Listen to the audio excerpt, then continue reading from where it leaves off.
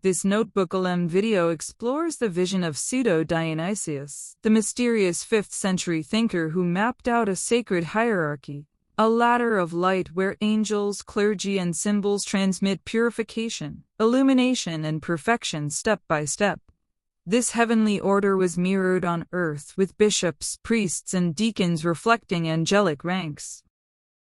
Have you ever wondered what heaven's org chart looks like? I mean, seriously. Well, way back around the 5th century, a mysterious author, we call him Pseudo-Dionysius the Areopagite, created one of the most influential maps of the divine ever.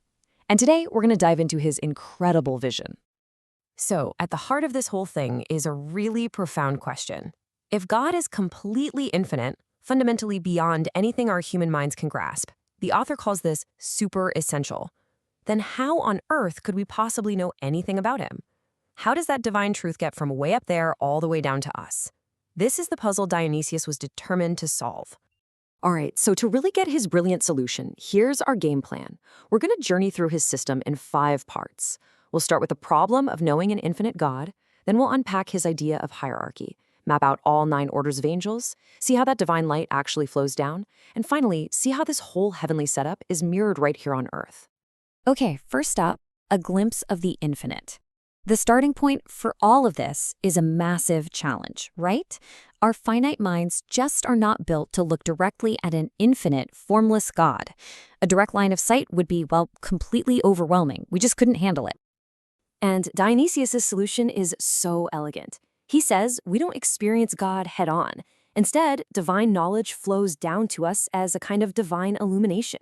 He describes it as being lovingly wrapped in these variegated veils, symbols, stories, and images that are perfectly tailored for our minds to actually process and understand. So this brings us to the absolute core mechanism for how this light gets to us, the hierarchy. And we need to be super clear here. When you hear hierarchy, don't think about a corporate ladder or some kind of power trip.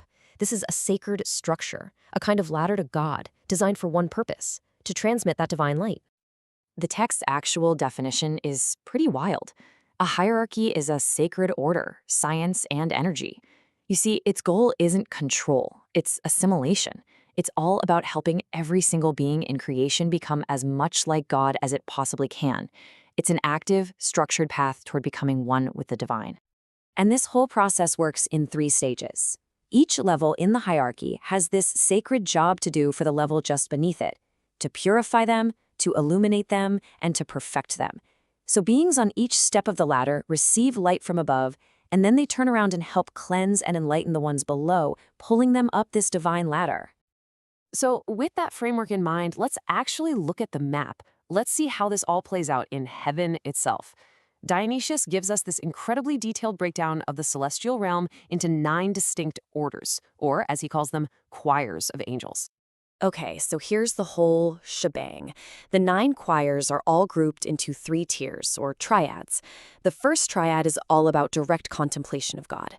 The second is about cosmic governance. And the third, well, they're the ministers and messengers that connect directly to humanity. Let's start at the top. The first and highest triad, Seraphim, Cherubim, and Thrones. Their very names tell you their job. The Seraphim are the burning ones, just radiating fiery divine love. The Cherubim represent a fullness of knowledge, or pure divine wisdom. And the Thrones are these stable, pure beings that act as the seat for God's glory. They get that divine light first and unfiltered. Then you have the middle triad, lordships, powers, and authorities. Think of them as the celestial managers of the universe. The lordships embody true, unforced authority. The powers represent unbreakable spiritual strength. And the authorities make sure that all the divine commands are carried out in perfect order. They're the ones who translate that pure contemplation from the first tier into cosmic governance. And finally, we get to the third triad, the ones who interact most directly with our world. You've got the principalities, who guide the ones below them. The archangels, who act as a link, passing messages to the final order, the angels.